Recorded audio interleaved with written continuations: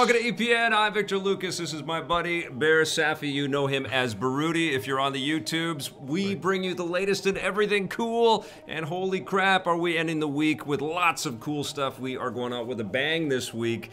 First up, though, we have to dedicate this rundown to the one sin. Another great rundown, Vic. Been following you since the G4 days. I think I can remember those G4 days. They seem so long ago. Let's get started with your rundown.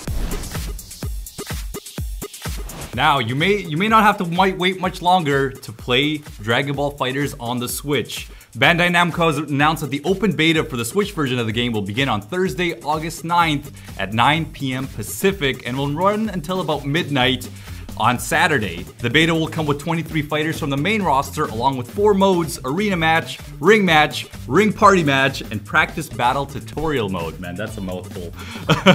Dragon Ball FighterZ launched earlier this year on the PS4, Xbox One, and PC. The Switch version arrives on September 28th. So what do you think? Do you think this version will be as good as... No, you're good. Keep going. Oh, no, that's a nice little break here. I do a lot of talking on this show. I mean, good on Blake for talking about Dragon Ball FighterZ. And obviously, fighting games are actually going to be the talk of the weekend, because I don't know if you know EVO's happening right now. I did not know. That's so awesome. The biggest fighting game in the world. esports That you do. I know. You're a little bit out of that world, but I got you covered. Okay. But you know, the question is, will the Switch version of Dragon Ball FighterZ? This is huge news that really Nintendo brushed past E3. Right. It just they just showed because it was coming. The game is amazing. The game is absolutely phenomenal. And I know you stream it like crazy. Yes, I love it. And you got lots of people following you for all of your insights and all of the combos and things that you can pull off in this game. I love the game. I think it's fantastic for the Switch. It's another win in that category, but it's also a tremendous, sign of encouragement from Bandai Namco. They've done a lot of stuff. They actually did that the Dragon Ball trilogy earlier this year on the Switch. There, they did the Xenoverse games. Oh, the Xenoverse trilogy. That's right, the Xenoverse games. Thank you. I can't keep them all straight. I got you, Vic. Don't worry. I'm here for the anime coverage. But this is huge, and I cannot wait. I'm 100% jumping into this. Obviously, the graphics, it's not going to be as pretty, but as long as the frame rate is fine, we've seen this game run on terrible machines with like Game Boy Advance graphics. So right. We'll end it off there. I think it's going to be great. I can't wait. Nintendo's tiny NES Classic was reportedly the best-selling console of June 2018. There you go. That's according to the market research company NPD Group, which claims that the NES Classic outsold the PS4, the Xbox One, and the Switch in North America, although they haven't released specific sales figures. This is pretty impressive when you consider that the NES Classic just runs 30-year-old NES games and is only back in stores now after Nintendo reversed their decision to discontinue the device shortly after it was first launched in 2016. What do you think about all of this nostalgia? You're a young man. You're new to gaming. You just got your driver's license. You are just starting to play some of these awesome 3D AAA games. What do you think of these funky old games? Listen, this just shows the impact that the NES had on the market. The system came out before you were born. Oh my God, my mind just exploded. Just by a little bit, all right? I was, I came into this world shortly after, but the games... I know. It was amazing. It came out in a little SNES box. It was incredible. They opened, there's Baby Bear. That's right. That's where it came from. Yes. But terrific machine. And I'm glad that they're reproducing it now. You can start finding them on shelves on Walmarts and superstores again now. Yep. So that's just a terrific move by Nintendo. You know what it is? It's splitting the market, but I think in a really important and significant way. I mean, we talked about EVO happening this week, and there's millions of people out there that know that and are psyched for that, but there are more millions that don't have any freaking clue. But when they walk into a Walmart and they see a tiny little NES thing, they don't know if it's a Christmas ornament or something that they can actually play games on, but they want it, And I think, like Tommy's on the tip with the television right now, trying to reboot that right now. I think, yeah, absolutely. Like, we move very quickly in this business, and I don't want to just beat my chest like an old guy that's been playing games forever. Like, we need the old stuff. But the old stuff is still really fun and valuable and important. Like, you didn't play the NES when it first came out. Not right away, but it was the first You console. were not born yet, but when you played the NES games, what did you think? Oh, absolutely terrific. Some of my favorite games on there. You know, even some of the more obscure games that a lot of people didn't play. Like, I love the Chip and Dale games and obviously all the Mega Mans.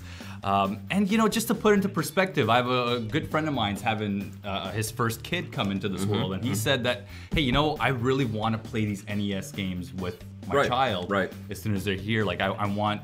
It's like watching The Wizard of Oz with your kid, or Chitty Chitty Bang Bang, right? Like that stuff is so important. It is, right? exactly. You laugh when so I say it's great that Chitty Chitty Bang Bang. Nintendo brings this platform, to the world. So thumbs up, all of you people that are selling AAA consoles at exorbitant prices should be scared because Nintendo is going to keep releasing these tiny consoles that eat your lunch. That's right. Now, speaking of sales and big money, there's a lot of celebrating going on at Apple right now. Right. Yesterday afternoon, Apple hit a record high at the stock market, and now valued at $1 trillion. That's trillion with a T, making Apple the first US company in history to cross that threshold. Wow, look at smiling Tim Cook. This is obviously impressive news for Apple and shows the value of their products, particularly devices like the iPhone and iPad would generate billions of dollars in revenue every year. Yep.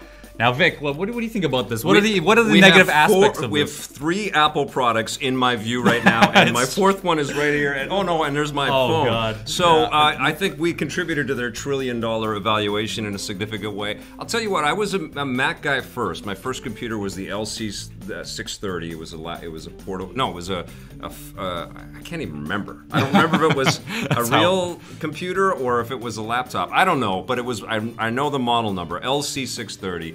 I had the Atari 800 and the 400, but those were just for playing games. When I got a computer to do work on, it was a Mac.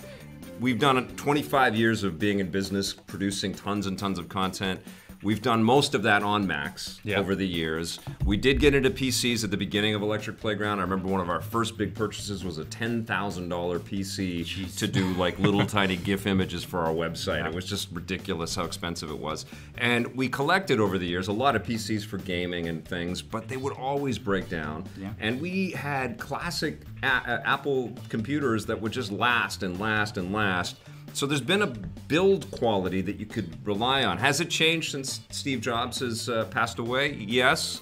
Has the iPhone sort of plateaued, I think, in a lot of people's expectations of how world-changing it is? I think when the iPhone 10 came out and they were promoting it with a talking shit emoji, that was kind of a pretty big watermark of like, maybe we've got too many of these phones, but you can't deny they're ubiquitous. They're everywhere. And there's a lot of pissed off customers. There's a lot of happy customers with Apple. But they changed everything. I remember playing the very first iPhone on the flight down to E3. I was playing the Super Monkey Ball game for the iPhone. I'm like, how are handheld machines ever going to be able to keep up with this? With the constant... And honestly, they've struggled a lot. You know, I mean, the 3DS came back a little bit, but the Vita struggled and the PSP, so...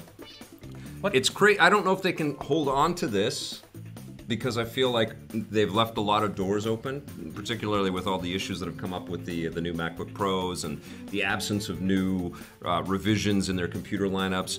Those aren't the business for them, though. It's been all about iPhone, but now I think it's like how many times... Like, the iPhone sales are not as big year after year after year, but they make so much money on services and apps and Apple Pay and all these other ways that they get you.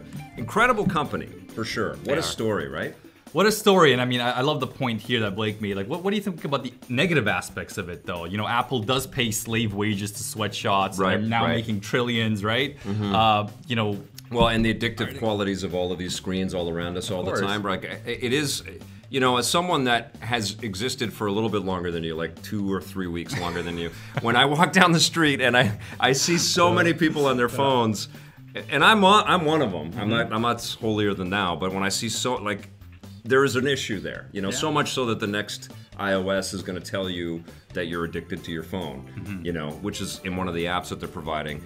So they changed the world for the better in a lot of ways, but yes, for the worse in a lot of ways too. And you know, a lot of the resources that they use for these precious devices are so precious that maybe we should not be using them. A lot of complicated issues, but we are connected like Steve Jobs predicted, you know, and he predicted a lot of, you know, tumultuous change in lots of industries because of these dreams that he and his team had.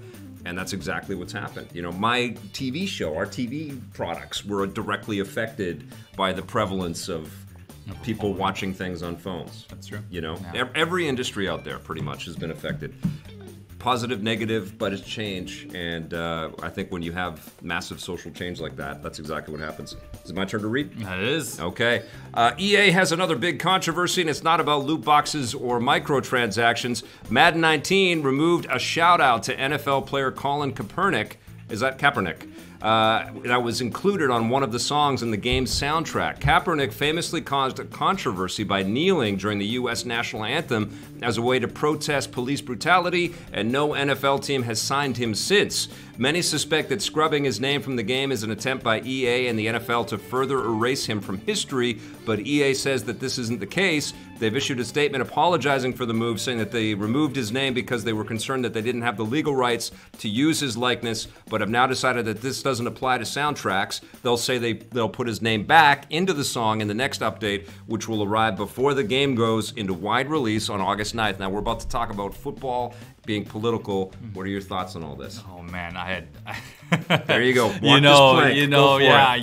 internet's really happy with you having an opinion about it. So go right ahead. The controversy that's been around football these days, and I don't know if I buy this excuse really. I have no idea what to say about this topic, really. Well, I'm not pissed off at EA for trying to waffle on all this. Yeah. My venom goes towards the NFL and the bullshit that they're throwing down on these players that are just using their freedom to express themselves, and they've got a valid thing to express. They're every day in every one of our inboxes and on Facebook and on Twitter, somebody posts a link to somebody being brutalized by the police, and more often than not, it's somebody with darker skin, and it's unbelievably wrong. And it needs to stop and change. And how do you make change if you don't use the platforms that will affect social change? The NFL should be ashamed of themselves for trying to clamp down this freedom of expression, which is what they should be able to have. That's all they're doing. They're not doing Colin Kaepernick and all the other people that are supporting him.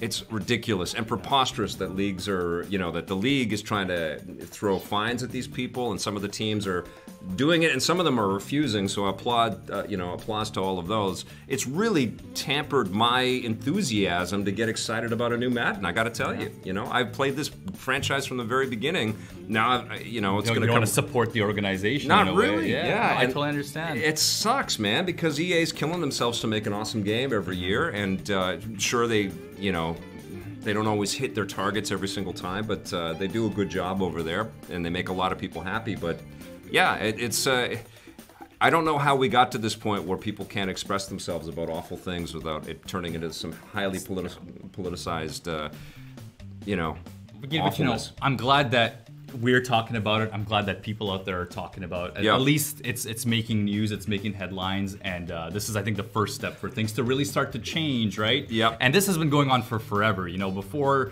for example, Terry Crews was an actor. He wanted to become a professional football player. Yeah. And he's gone through some just terrible things. You guys can watch his stories on just how he was treated while he was moving up. It's just some ridiculous, crazy stories, and it's also just crazy how it's taken this long for it to finally start hitting the news and to be taken seriously.